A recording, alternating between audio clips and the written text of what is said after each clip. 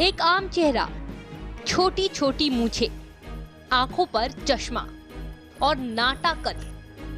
साधारण कपड़े पहने साधारण सा दिखने वाला एक आदमी।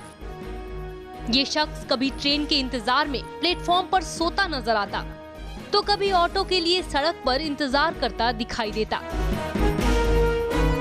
एक आम शख्सियत, लेकिन लाखों की भीड़ में भी खास, सबसे जुदा। 45 साल के इस आदमी को लोग आज अरविंद केजरीवाल के नाम से जानते हैं, जो कभी इनकम टैक्स विभाग में अधिकारी हुआ करता था। वो देखते ही देखते दिल्ली की सबसे ताकतवर कुर्सी का दावेदार बन गया। हरियाणा के हिसार जिले के सिवानी मंडी में 16 अगस्त 1968 को गोविंद राम केजरीवाल और गीता देवी के घर जन्माष्टमी के दिन अरविंद का जन्म हुआ। लिहाजा घर वालों ने उसका प्यार का नाम किशन रख दिया।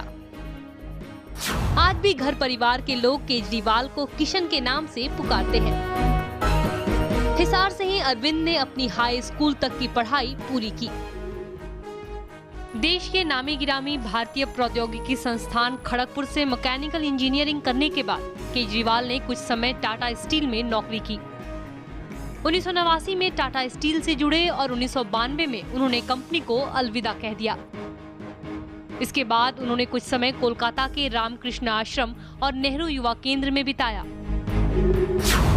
1995 में अरविंद इंडियन रेवेन्यू सर्विस के लिए चुने गए। ट्रेनिंग के बाद दिल्ली में इनकम टैक्स डिपार्टमेंट में असिस्टेंट कमिश्नर बने।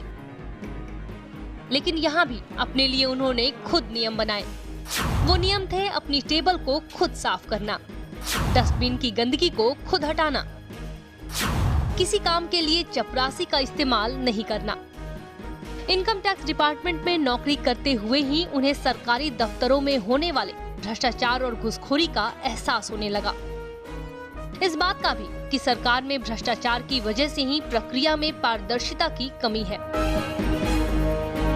अपने अधिकारी ओहदे पर रहते हुए ही उन्होंने भ्रष्टाचार के खिलाफ जंग शुरू कर दी और यहीं से जन्म हुआ एक नए अरविंद केजरीवाल का।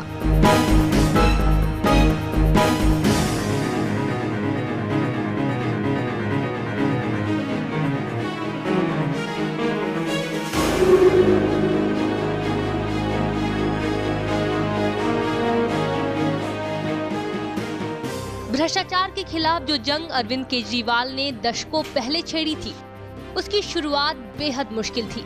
लेकिन इस कठिन डगर पर आगे बढ़ते हुए वो एक के बाद एक मुकाम हासिल करते चले गए। शुरुआत में उन्होंने इनकम टैक्स दफ्तर में पारदर्शिता बढ़ाने के लिए कई महत्वपूर्ण कदम उठाए और सरकारी कार्य प्रणाली में परिवर्तन लाने में भी बड़ी भूमिका निभाई।